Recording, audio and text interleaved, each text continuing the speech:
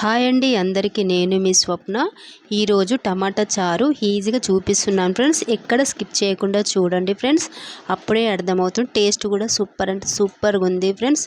ముందుగా టమాటాలు కట్ చేసుకోవాలండి. ఇప్పుడు వాటర్లో టమాటాలు వేసుకొని ఉడికించుకోవాలండి.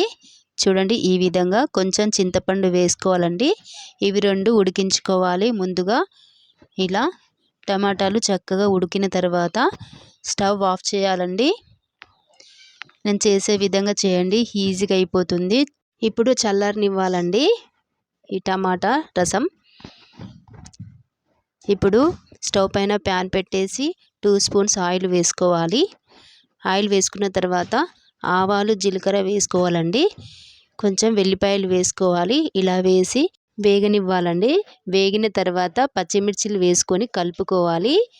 ఇలా ఇప్పుడు ఆనియన్స్ వేసుకుందాం. ఇలా వేసేసి చక్కగా కలుపుకోవాలి. చాలా ఈజీ అండి, టేస్ట్ కూడా సూపర్గా ఉంటుంది. పిల్లలు కూడా ఇష్టంగా తింటారండి. నేను చేసే విధంగా చేస్తే ఒక్కసారి ట్రై చేయండి ఫ్రెండ్స్, అప్పుడే లైక్ చేయండి. ఇప్పుడు కరివేపాకు వేసుకొని కలుపుకోవాలి. ఇలా ఈజీ అంటే ఈజీ అండి. ఇప్పుడు మూత పెట్టి ఉడికించుకుందాం.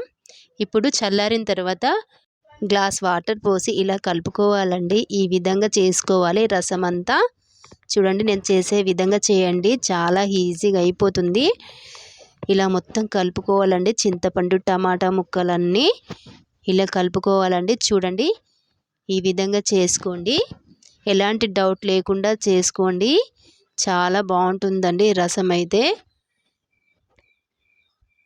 ఇప్పుడు 1/2 స్పూన్ పసుపు, అల్లం వెల్లుల్లి పేస్ట్ కొంచెం వేసుకొని కలుపుకోవాలండి. ఈ విధంగా చూడండి, ఇలా చేసుకోవాలి. ఇప్పుడు కారం వేసుకుందాం. 1/2 స్పూన్ కారం, రుచికి సరిపడా సాల్ట్ వేసి కలుపుకోవాలి. చాలా అంటే చాలా సింపుల్ అండి చేయడానికి. ఇప్పుడు రసం అండి, రసం పోసుకుందాం. రసం మొత్తం ఇలా పోసుకోవాలండి. చాలా అంటే చాలా ఈజీ అండి చేయడానికి. ఈ టమాటా గుజ్జులో మరొకసారి వాటర్ పోసుకొని కలుపుకుందామండి. చూడండి, ఈ విధంగా. ఇప్పుడు ఈ రసం కూడా పోసేసుకుందాం. వడపోసుకోవాలండి ఈ విధంగా. చాలా ఈజీగా అయిపోతుందండి ఇలా చేస్తే. ఇప్పుడు కలుపుకోవాలండి టమాటా చారు.